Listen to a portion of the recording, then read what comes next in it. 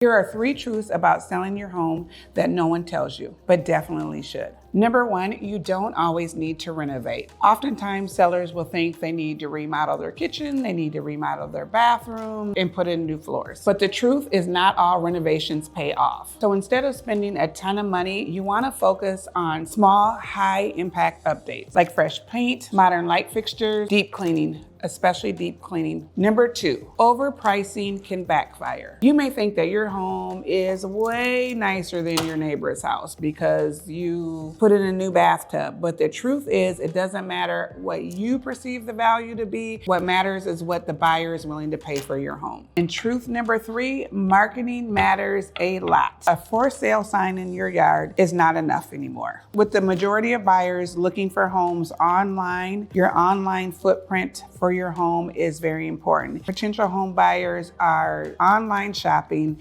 and they want to see pictures. They don't want to just see 8 to 10. They want to see 20 to 30 plus pictures of the home. They want to see every detail before they even come see it. Selling your home does not have to be stressful. If you're thinking about selling this spring, reach out to me. I would love to talk to you about putting a strategy together so you can win in this market.